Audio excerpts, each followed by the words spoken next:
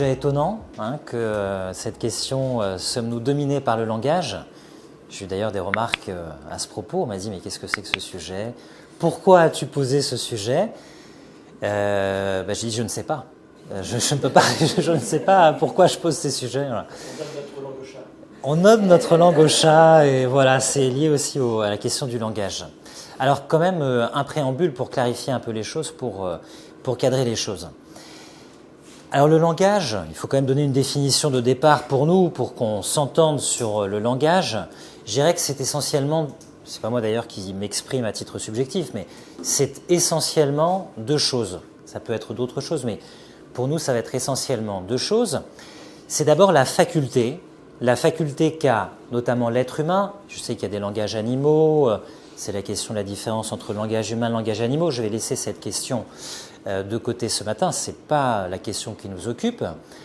Donc, pour l'être humain, c'est une faculté qu'a l'être humain de communiquer ses pensées, ses sentiments, ses émotions, de les véhiculer, de les exprimer, de les transmettre au moyen d'un système de signes conventionnels, notamment en ce qui concerne la langue, au moyen de symboles. Donc, langage, d'abord, une faculté. Et c'est aussi, deuxièmement, mais ça c'est un peu le corollaire du premier point, un système de signes conventionnel, un système de symboles.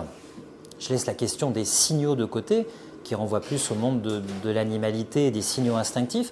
Je vais me concentrer vraiment sur les signes linguistiques, les symboles et leurs substituts dans le langage des gestes, etc.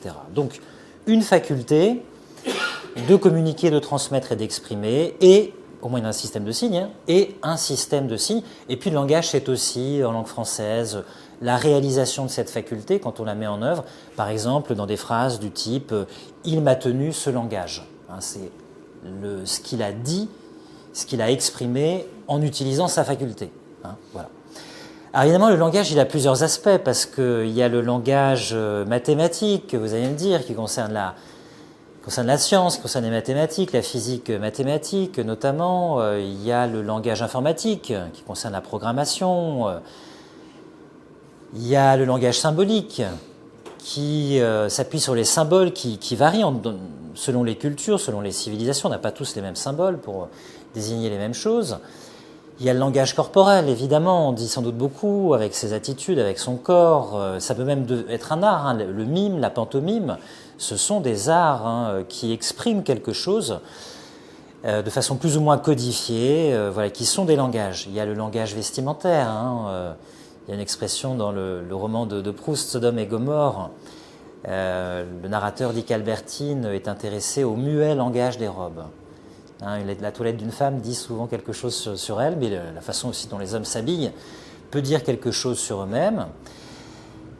Il y a le langage de l'inconscient, peut-être le langage du rêve, le fait de décrire, de déchiffrer les symboles peut-être d'un rêve. Il y a le langage de l'art, le langage pictural, le langage musical. Il y a beaucoup de langages. Alors, pour cadrer les choses, parce qu'il faut quand même qu'on essaie de restreindre le champ de la question, sinon on ne va pas s'y retrouver, je vous propose de restreindre la question d'abord à la question de ce qu'on appelle le langage naturel, c'est-à-dire la langue, écrite, parlée ou, j'allais dire mimée, gestuelle, à travers le langage des signes. Et après, en irradiant, on va pouvoir parler des autres langages, mais on va parler d'abord et avant tout de ce langage. C'est déjà un gros morceau, si vous voulez. Alors une petite précision, la question n'est pas sommes-nous limités par le langage. Ça, c'est la question des limites du langage, c'est une question en soi, qui renvoie à la question de l'indicible, est-ce qu'il y a des choses qu'on ne peut pas dire, qui dépassent les capacités du langage, ou la question de l'ineffable. L'ineffable, c'est quelque chose qu'on peut dire, mais qu'on n'épuise jamais dans le langage. Il y a un charme ineffable à certaines choses, on peut en dire quelque chose, mais enfin, on n'arrivera jamais à épuiser ce qu'on ressent. C'est la fameuse formule de Ludwig Wittgenstein dans son traité logico-philosophique qui dit « Les limites de mon langage sont les limites de mon monde. Ce dont je ne peux pas parler ne fait pas partie du monde pour moi. » On va laisser cette question des limites du langage parce que la question qui nous occupe, c'est plutôt la question de la domination. C'est pour ça que la question vous a semblé si étrange, je pense, à beaucoup. Et c'est pour ça que j'ai eu certaines remarques. La domination, pour nous, c'est d'abord un rapport de pouvoir. Hein, c'est le fait d'exercer une puissance souveraine, une autorité souveraine sur quelqu'un ou sur quelque chose, que cette puissance soit consentie ou non. Hein. On peut dominer légitimement et de façon acceptée, on peut dominer par la contrainte. Donc pour nous, c'est d'abord un rapport de pouvoir, voire un rapport de force. Mais la domination, c'est aussi, ça c'est des sens peut-être un peu secondaires, mais qui sont importants pour penser le langage, c'est aussi une notion de maîtrise et de contrôle. Comme on dit de quelqu'un, il sait se dominer. Il ou elle sait se dominer.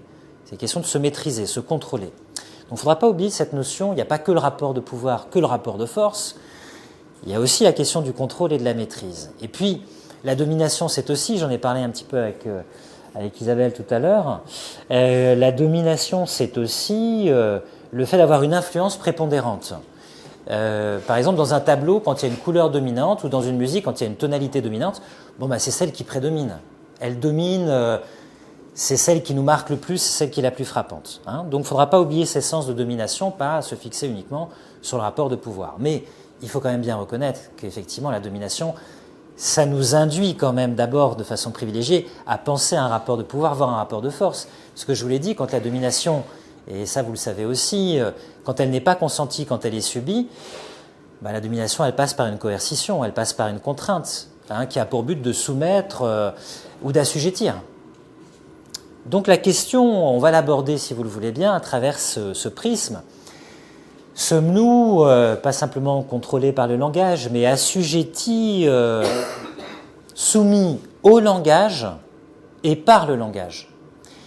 Alors évidemment, quand on formule les choses comme ça, il y a un premier paradoxe, c'est que le langage, ça peut paraître assez évanescent, surtout quand le langage est parlé. C'est vrai que c'est incorporel. Je n'ai pas dit que c'est immatériel, le langage, c'est une vibration sonore, il n'y a pas de souci. Mais c'est incorporel, c'est pas un corps, c'est intangible. Donc on a du mal, peut-être au début, à se dire, tiens, le langage peut dominer, exercer une coercition, une contrainte, ça paraît quand même, voire exercer un rapport de force, on se dit c'est quand même étonnant. Mais quand on commence à penser les choses, on voit bien que le langage est un pouvoir, est un instrument du pouvoir. Ça, on le sait quand même. Le langage est un pouvoir parce que c'est quand même un grand pouvoir de dire la réalité, de dire ce qu'elle est, de la nommer, de l'identifier, de la désigner. Pensez à un juge, quelqu'un qui passe devant le juge à un moment, il va qualifier son acte. Il va dire ce qui a été commis, c'est ça. Et en fonction de ce qui va être qualifié, la personne va être relaxée ou elle va être punie, elle va être plus ou moins punie. Donc ça a des conséquences graves de pouvoir dire la réalité. Puis le langage, c'est pas simplement un pouvoir, c'est un instrument du pouvoir, vous le savez, c'est persuader, convaincre, c'est la question de l'éloquence, de la rhétorique.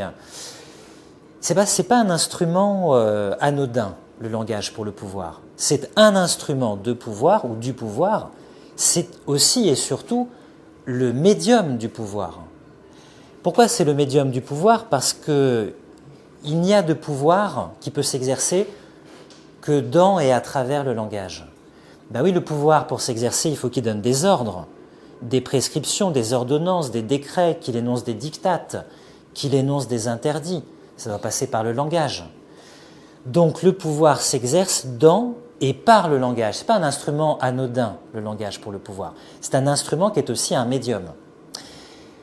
Puis c'est un instrument qui est un médium parce que c'est toute la question des médias, c'est toute la question, je ne vais pas dire du journalisme, c'est la question de la communication, voire de la propagande. Il y a des guerres en ce moment, vous allez me dire, il y a des guerres tout le temps dans le monde. Enfin, quand on est en guerre, souvent un État, il fait une communication, à minima, une propagande de guerre. Il faut bien que les gens consentent aussi à la situation. Donc on domine par et à travers le langage. Alors ça, on le sait depuis longtemps, il y en a une trace dans la Genèse, vous savez, dans la Genèse, ce sont les êtres humains qui nomment les animaux. Ils leur donnent leur nom. C'est aussi dans la Genèse au chapitre 11 qu'ayant voulu construire la tour de Babel, Dieu dit à propos d'eux, descendons et confondons leur langage. Il va les frapper de cette malédiction, enfin c'est présenté comme une malédiction, qui est de les condamner à la pluralité des langues. Donc ça c'est le premier paradoxe, oui le langage paraît un peu évanescent, mais c'est quand même un pouvoir, un instrument de pouvoir et le médium du pouvoir. Je passe à un deuxième paradoxe qui est peut-être celui qui a le plus frappé, qui a été l'objet justement des questions qui m'ont été posées. Pourquoi ce sujet?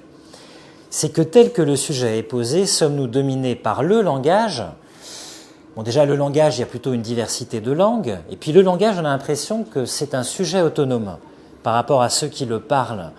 Que les êtres humains, oui, ils croient dominer le langage, puisque c'est une faculté. Ils croient dominer par le langage, ils se servent du langage pour dominer d'autres personnes, mais ils seraient en fait dominés eux-mêmes par le langage, dont ils croient se servir, mais en fait, ils sont au service du langage. En tout cas, ils sont assujettis par le langage. Alors ça, c'est un peu abstrait. Pour rendre les choses moins abstraites, je vais prendre quelques exemples, puis j'en terminerai là, et après, je vais commencer à vous cuisiner un petit peu, à vous poser quelques questions. Mais je vais quand même prendre quelques exemples. Ça va, il n'y a pas trop de bruit dehors? Ça va? Il n'y a pas trop de bruit dehors? Merci Eric. Donc je vais commencer par prendre quelques exemples pour rendre moins abstraite cette perspective. Par exemple, je demandais à mademoiselle, alors je ne connais pas votre prénom, Julie, quelle est votre couleur préférée? Je pose la question comme ça de façon bleue. Bleu nuit d'ailleurs. C'est pas bleu nuit, ça. Pardon. On va dire bleu, à partir de bleu. Vous allez me dire, quelle est la question? C'est une question très banale. Un enfant dit, c'est quoi ta couleur préférée? Bon, ça, c'est une question qu'on n'aurait pas pu poser avant le XVIIe, XVIIIe siècle. C'est un historien célèbre qui l'a montré, c'est Michel Pastoureau qui étudie les couleurs. Pourquoi? Parce que les couleurs n'étaient jamais des substantifs. Il n'y avait pas le bleu, le rouge, le blanc, le noir. Ça n'existait pas. La couleur, elle était toujours adjectivée. Elle était toujours employée comme un adjectif. C'était quelque chose rouge, quelque chose bleu. D'ailleurs, les Romains n'aimaient pas beaucoup le bleu, j'en ai parlé lors des cours. D'abord parce qu'ils réalisaient mal des teintures de bleu, c'était plutôt les Germains, ils n'aimaient pas beaucoup les Germains, les Romains.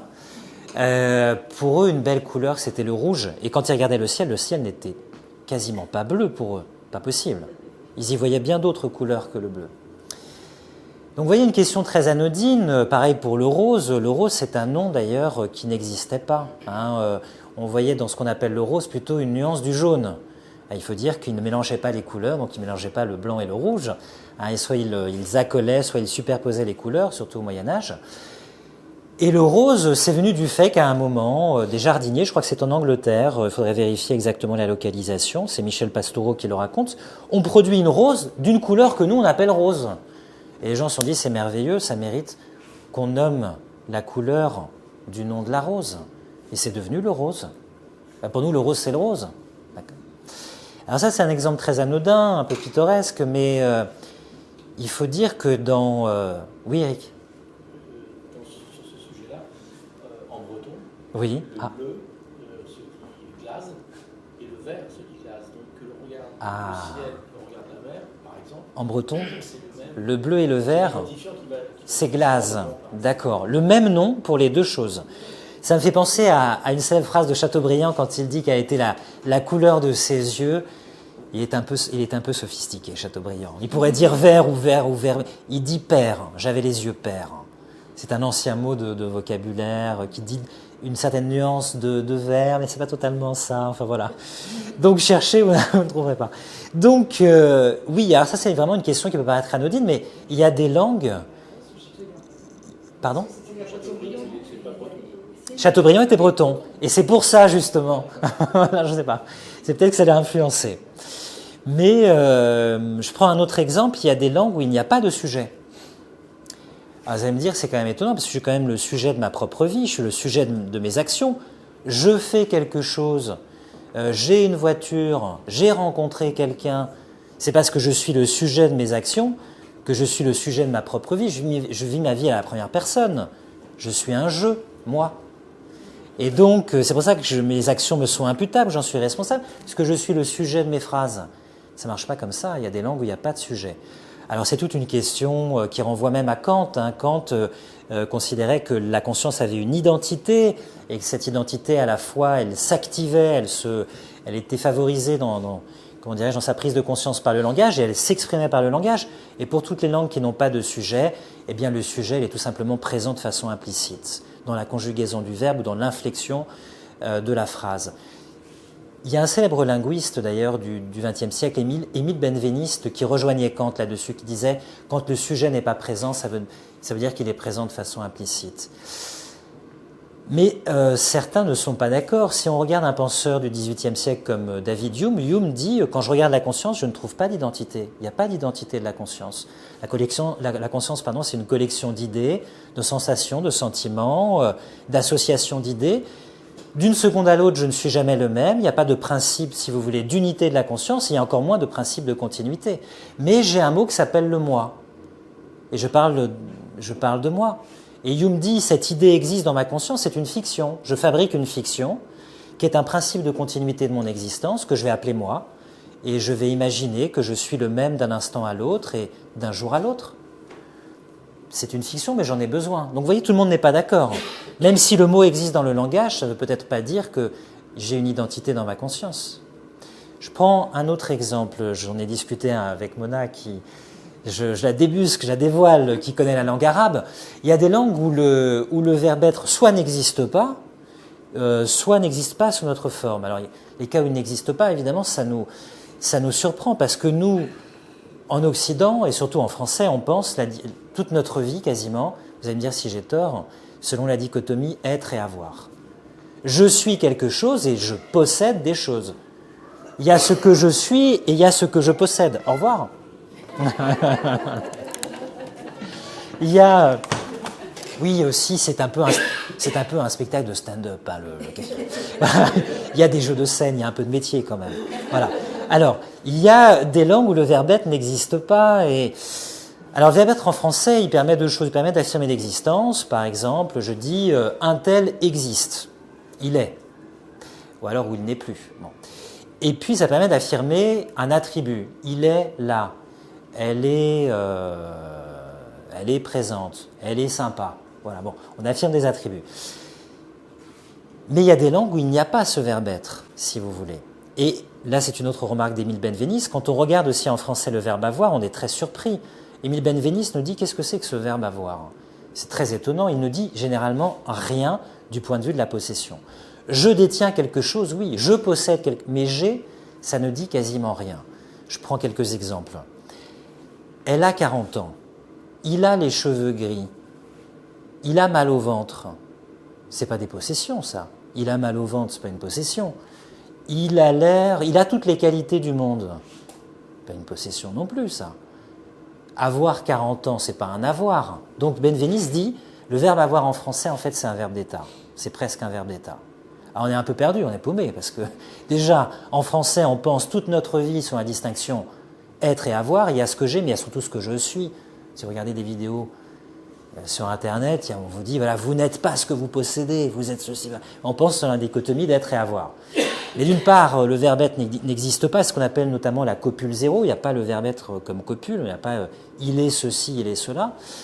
Mais même le verbe avoir, c'est presque un verbe d'état en français. Hein, par exemple, dans d'autres langues, pour dire l'avoir, ils ne disent pas il a une bouteille ou il a une voiture, mais cette voiture est à lui. On fait une attribution, si vous voulez. Et puis pour enfoncer le clou, je vous prends mais très rapidement deux autres exemples, mais je crois que vous voyez qu'on commence à rentrer un peu dans le sujet là. Hein, avec cet exemple des couleurs, cet exemple du sujet, est-ce qu'il existe, est-ce qu'il n'existe pas, il y a un mot pour le dire, mais est-ce qu'il existe, avec cette question de être et avoir, avoir c'est un verbe d'état, être il peut ne pas exister, alors comment on fait? Il y a la question des temps. Ça c'est le langage, c'est la question de la grammaire, le passé et le futur. Il y a une très célèbre remarque d'Augustin d'Hippone, le penseur de l'Antiquité, dans ses Confessions. Dans le livre 11, à partir du chapitre 14, il se met à réfléchir à la question du temps et il constate que le passé n'est plus, le futur n'est pas encore. Donc le passé n'existe plus et le futur n'existe pas. La seule chose qui existe, c'est le présent. Toutes les choses qui existent, elles existent parce qu'elles sont présentes.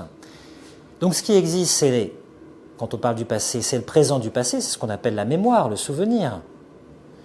Et quand on parle du futur, c'est le présent du futur, c'est mon attente, mon anticipation, ma projection.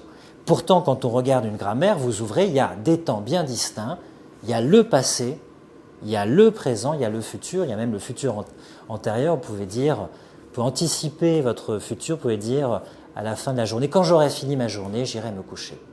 Voilà.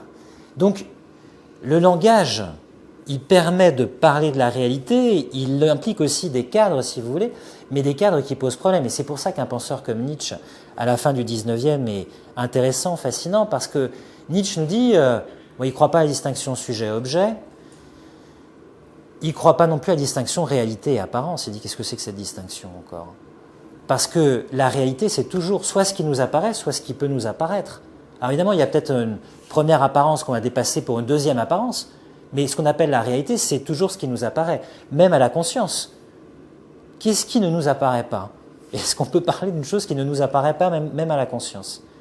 Donc vous voyez, sujet, objet, être, avoir, réalité, apparence, tout ça, ce sont des notions, des catégories du langage, de notre pensée, qui impliquent des biais. Et est-ce qu'on les domine ou est-ce qu'on est dominé par ces catégories? C'est une bien vaste question, vous voyez. Alors justement, je vais commencer par des questions. On va commencer après ces exemples, voilà, un petit peu rapides, mais qui permettent vraiment de rentrer dans le sujet. Commencer par des questions peut-être plus anodines, puis après on va rentrer dans des questions peut-être plus, pas dire plus sérieuses, mais en tout cas plus approfondies.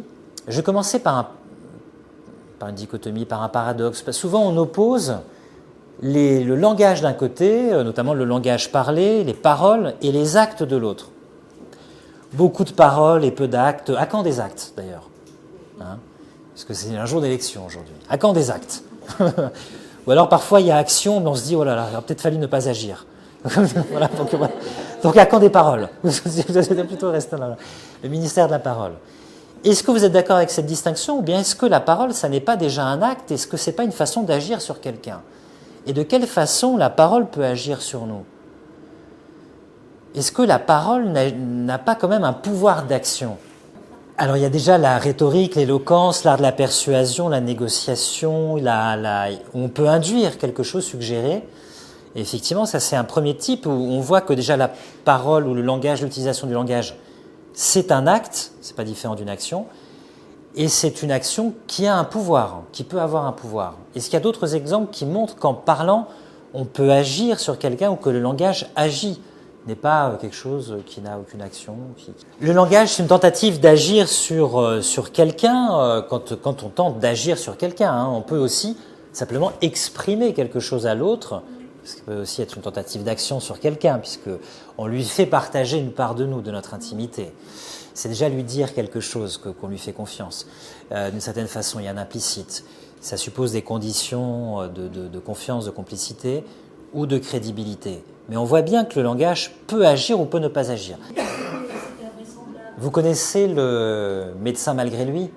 À un moment, Sganarelle doit jouer le rôle d'un médecin, il n'est pas du tout... Alors il endosse évidemment le costume, il fait face à Géronte, c'est l'acte 1, scène 4, sa fille est muette, enfin elle est frappée de mutisme, et il va essayer d'expliquer, il ne connaît rien du tout. Et là il lui dit, mais c'est très simple. Ça passe par les poumons, alors il donne un nom latin qui n'existe pas, qui communique avec le cerveau, il donne un nom grec qui n'existe pas, qui est en communication avec la veine cave, il donne un nom hébreu qui n'existe pas. Et après, il lui dit « Nekuyes nequer potarinum quis libat » et il dit « C'est pour ça que votre fille est muette ». Ah, Géronte, il dit « C'est incroyable. C'est quelqu'un d'extrêmement savant, c'est un docte, là, parce que vraiment on ne comprend rien.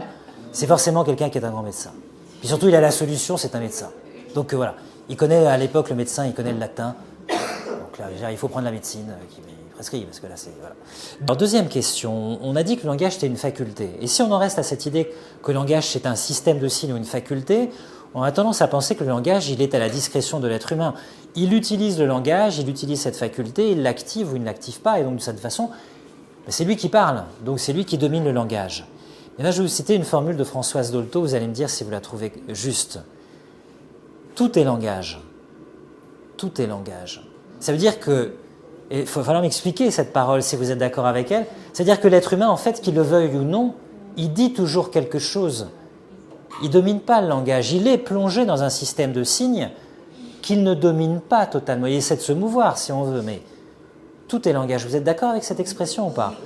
C'est très intéressant parce que, alors, là on était à l'échelle individuelle, je vous ai cité la formule de Proust tout à l'heure dans Sodome et Gomorrhe, Albertine, qu'intéressait ce muet langage des robes. Comment elle s'est habillée, une telle? Elle pose des questions. crois que c'est la princesse de Cadignan. Elle pose une question à Monsieur de Charlus, elle s'intéresse, comment elle s'est habillée. Mais là, ce que tu me dis, Laurence, c'est qu'il y a aussi, à travers le corps, la façon dont on se tient, etc., l'attitude personnelle, individuelle, la psychologie personnelle, familiale, le passé qu'on porte avec soi. Mais il y a aussi, on parlait d'imaginaire social, le fait qu'on correspond ou pas, ou qu'on veut correspondre à une certaine image du corps aussi.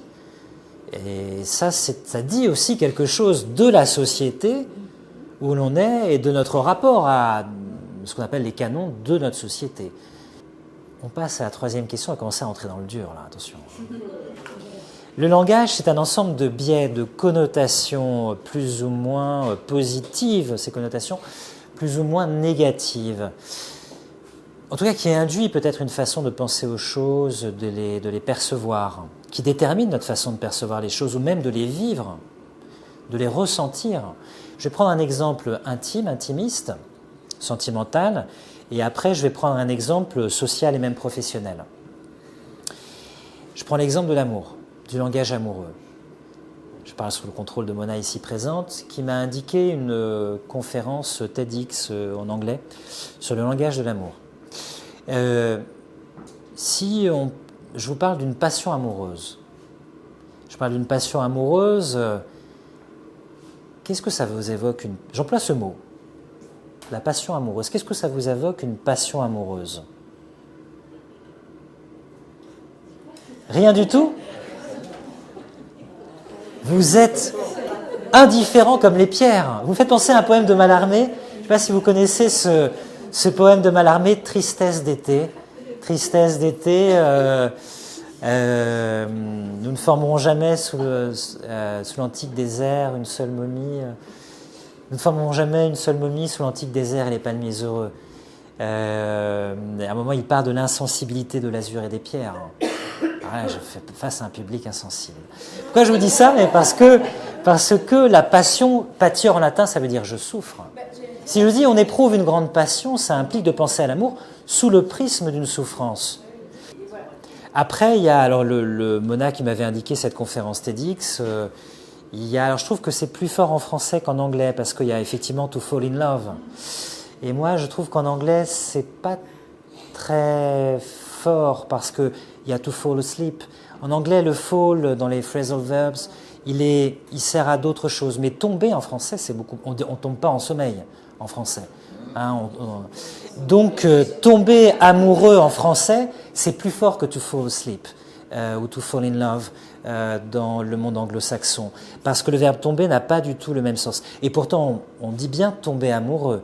On dit aussi, il y a tout un imaginaire, faire la cour à quelqu'un, même si c'est plus une expression qu'on emploie, courtiser quelqu'un, mais c'est une expression qu'on a beaucoup employée, qui implique un certain imaginaire, certaines attentes aussi, certains biais. Hein. C'est donc la passion amoureuse, telle qu'elle est dite, je ne sais pas si vous en êtes d'accord, elle implique effectivement, à la fois dans l'idée de passion, une part de souffrance. On peut souffrir de désir pour quelqu'un, on peut désirer quelqu'un au point où on souffre de son absence. Bien sûr, ça dit quelque chose de profond sur l'amour. Tomber amoureux comme To Fall in Love ou To Fall Asleep, ça dit un abandon. Quand on tombe dans le sommeil, on s'abandonne aussi. Ça dit quelque chose de profondément vrai sur l'amour, même si la connotation peut paraître aussi négative. Tomber sur quelqu'un, on rencontre quelqu'un. Il y a quelque chose d'imprévu dans l'amour, on tombe amoureux. Hein. On peut tomber des nues, vous voyez, d'une certaine façon. Il y a tout un ensemble de connotations, voilà. Non mais vous voyez, il y a un ensemble de biais implicites. Alors ça, c'est une vaste thèse, parce que vous savez que Platon... oui, tout à fait. Alors Platon définit le désir, ça c'est un vrai problème en philosophie, parce qu'il définit dans le Banquet, hein. Je crois que c'est dans la section 202 du Banquet, si vous les retrouvez, il dit le désir vient du manque d'être ou manque d'avoir. Si je désire être savant dans tel ou tel domaine, c'est que j'éprouve un manque de savoir. Si je désire quelqu'un, c'est que j'éprouve du manque quand j'y pense. Mais en même temps, l'amour est plénitude. Donc c'est difficile de l'exprimer par le manque. C'est tout un débat en philosophie. L'amour est un sentiment de plénitude et peut-être pas simplement un sentiment de manque.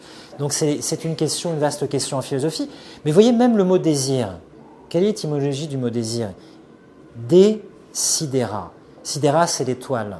Ça veut dire contempler les étoiles de loin comme si on en était détaché. Ça dit une nostalgie de les avoir perdues. Le désir, il a dans le mot lui-même, desiderum, desiderare.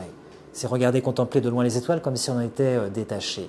Peut-être que le désir, c'est une quête d'absolu. C'est dit déjà quelque chose qu'on est éloigné de l'objet qu'on regarde. Hein. Donc vous voyez, il y a des connotations, il y a des implicites dans le langage qui sont portés, on en est plus ou moins conscient, mais l'inconscient, il joue sur nous. Il ne faut quand même pas... voilà. Il y a des grandes figures de la passion amoureuse, évidemment, qui disent l'amour à travers la souffrance. Je donne la parole tout de suite. Il y a une célèbre phrase qui me fait beaucoup sourire, qui est très célèbre. Ça se trouve dans un roman d'amour courtois, justement, de Chrétien de Troyes, qui s'appelle Yvain. Yvain ou le chevalier au lion. Yvain, je vous passe les détails. Yvain, à un moment, se trouve dans un château. Je vous passe les détails, sinon il faudrait que je vous raconte l'histoire. Il vient de tuer le mari d'une femme qui s'appelle Laudine. Il est caché dans le château, il la voit, qui pleure son mari mort et tombe amoureux d'elle. C'est l'assassin qui tombe amoureux de cette femme, de la veuve, dont il est l'assassin du mari. Et il dit cette phrase incroyable, il la décrit, c'est magnifique ce passage, mais c'est très étonnant du point de vue de l'érotisme, puisqu'elle souffre, et il souffre d'amour pour elle. C'est d'ailleurs, ce qui la rend si belle, c'est qu'elle souffre aussi. C'est ça qui... Mais oui, je suis désolé, il la voit, ça le touche. Ça le touche. Il n'est pas insensible. Et il dit cette phrase incroyable que je n'ai jamais prononcée de ma vie et que je prononcerai peut-être. Ces beaux cheveux me font beaucoup souffrir. Ces beaux cheveux me font beaucoup souffrir. C'est-à-dire que, vous voyez, il est... voilà. Donc, vous voyez, l'amour se dit par là. Il y a une blessure d'amour, c'est le thème de la blessure d'amour. Hein. Alors, je poursuis sur cette question des biais, cette question des connotations, cette question des implicites, cette question de l'inconscient présent dans le langage. J'ai pris un exemple intime, sentimental. Maintenant, je vais prendre un exemple plus impersonnel encore que, mais professionnel. À partir des années 80 en France, on a vu l'imprégnation, la pénétration d'un certain langage managérial venu des États-Unis, avec pas simplement des anglicismes, mais des américanismes. Et je prends un exemple très simple, vous allez me dire ce que vous en pensez. Avant, il y avait la gestion du personnel. Et puis après, c'est devenu la gestion des ressources humaines, Human Resources. Hein, GRH, la gestion des ressources humaines, la gestion stratégique des ressources humaines maintenant. Hein, on calcule pour un individu son coût, ce qu'il rapporte, etc. On fait une estimation chiffrée de ce qu'il produit et éventuellement de ce qu'il apporte. Je ne sais pas si vous travaillez tous ou toutes en entreprise, mais pour celles et ceux qui ne travaillent pas ou ne travaillent plus, je demande un effort d'imagination pour celles et ceux qui n'y sont pas.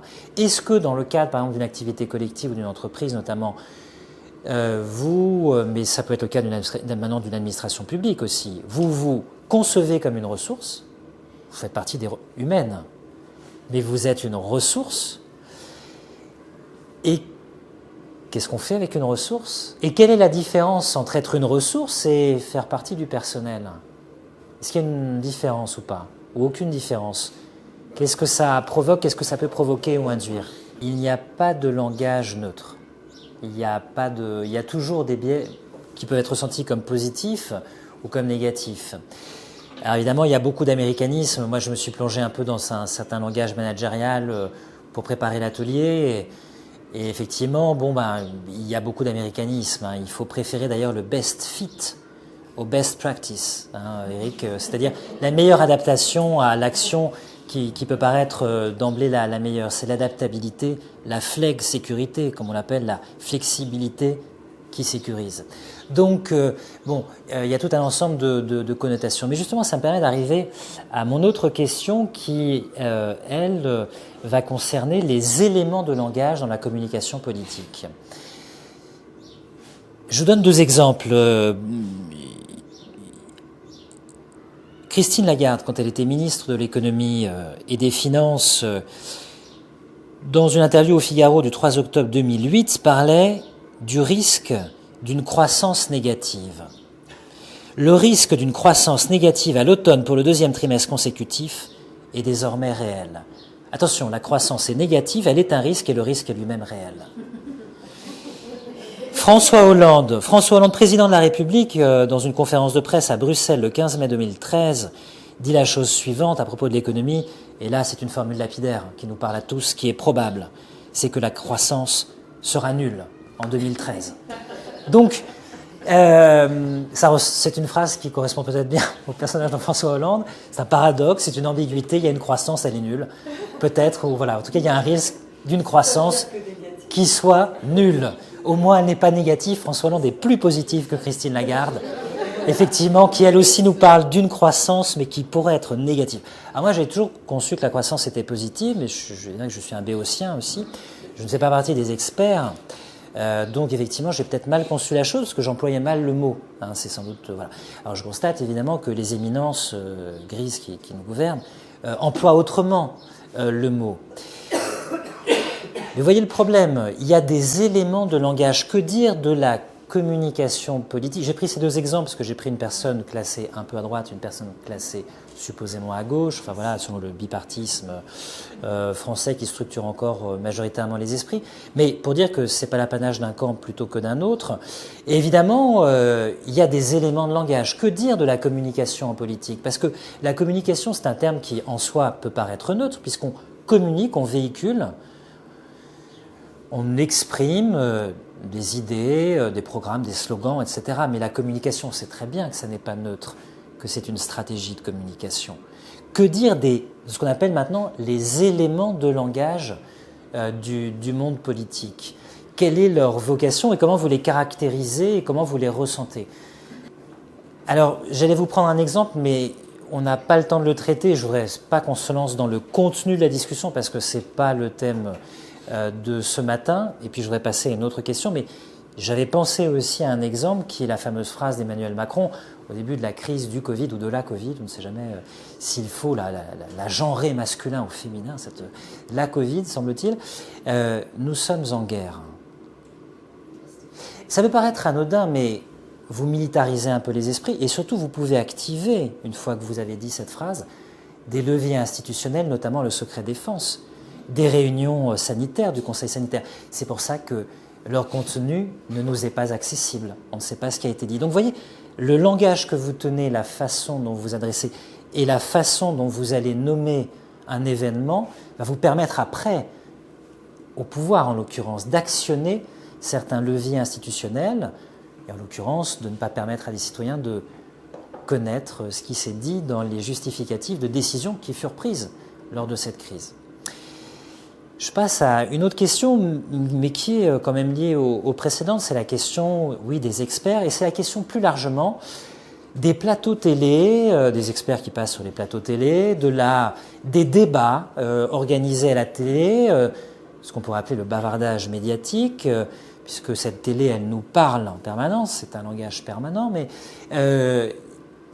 il y a les experts de géopolitique, de politique, les experts militaires, on les a beaucoup eu dernièrement, on a les experts de santé pendant plusieurs années qui s'écharpaient.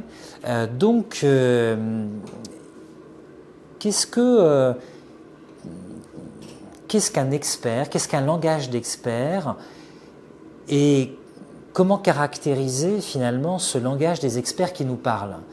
Parce que le texte de Chomsky que je vous ai donné, d'ailleurs c'est un extrait d'entretien fait par Baillargeon et Barzamian, je crois. Chomsky dit, je ne sais pas si vous allez en être d'accord, il dit la chose suivante: il y a très peu de choses qui sont comprises dans la réalité finalement. Et la plupart des choses qui sont comprises peuvent s'exprimer assez simplement, avec des phrases assez simples finalement. À part, dit-il, certains cas de la physique mathématique qui demandent des notions. Mais en général, on peut exprimer assez simplement, avec des notions assez simples, dans des phrases assez bien structurées et simples, des problèmes. Mais il dit les experts, eux, ont un statut social, une fonction qu'ils doivent défendre forcément. Et il faut qu'ils développent pour s'auto-légitimer un langage, qui est le langage des experts, qui est un langage généralement abscon, difficile à pénétrer, avec une grande technicité, et qui leur permet de se parler entre eux et d'avoir un effet aussi d'autorité sur la personne qui ne maîtrise pas ce langage d'expertise et qui a du mal à pénétrer ce dont on est en train de parler, et qui produit effectivement un effet d'autorité, je ne dis pas de suggestion ou de sidération, mais forcément un effet de consentement, puisqu'on se dit que ce sont des personnes qui s'y connaissent beaucoup dans le domaine dont elle parle. Est-ce que vous êtes d'accord avec cette idée de Chomsky que finalement le langage des experts n'est pas tant lié à une nécessité interne du domaine qu'à un ressort social lié à leur statut et à la nécessité de le préserver? Est-ce que ça vous parle cette idée, ou est-ce que vous trouvez que c'est une critique exagérée sur le langage des experts?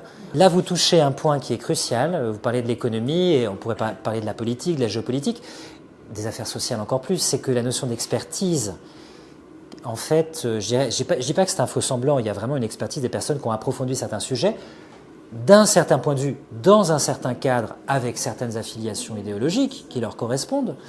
Mais le terme d'expert donne une notion de scientificité à des sciences qui sont souvent humaines et idéologiques.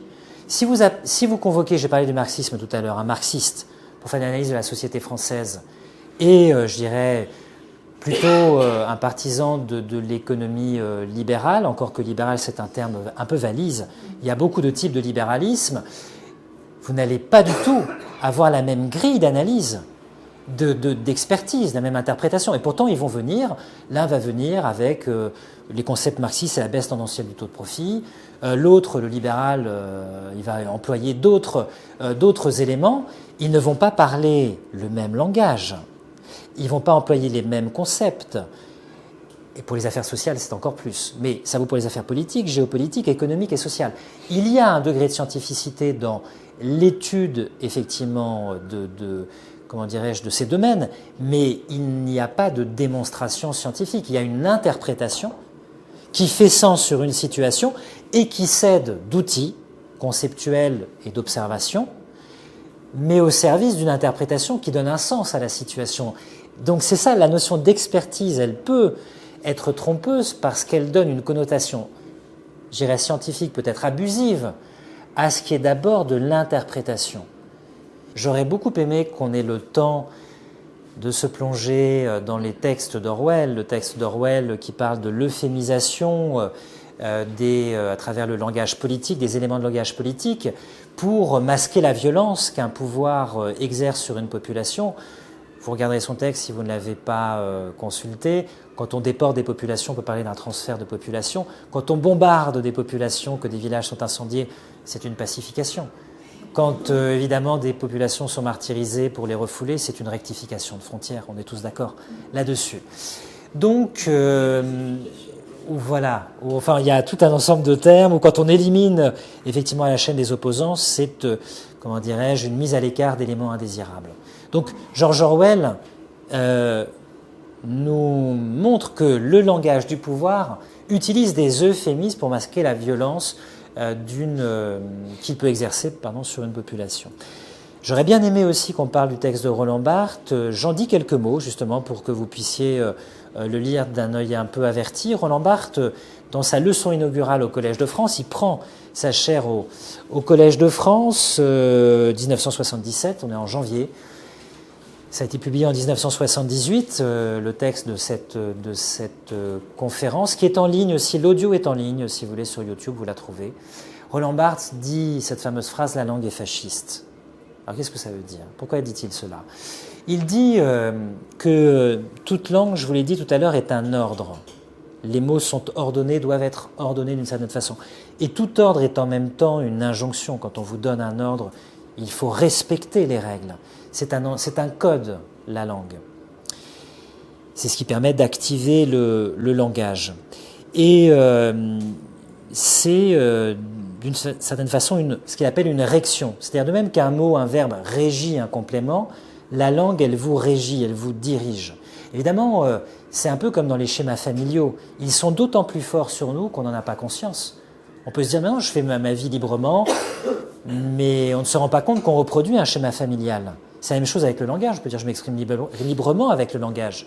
Et on ne se rend pas compte que les schémas du langage déterminent ma façon de penser à moi-même, aux autres, au monde, etc., d'organiser ma pensée d'une certaine façon. Dans son texte, Roland Barthes dit au sujet du français, il fait référence à Roman Jakobson, qui était un grand linguiste, il dit que la langue se qualifie moins parce qu'elle permet de dire que parce qu'elle empêche de dire. Et lui, il ajoute quelque chose La langue, elle oblige à dire, elle oblige à faire des choix. En français, on est obligé de choisir entre le masculin et le féminin.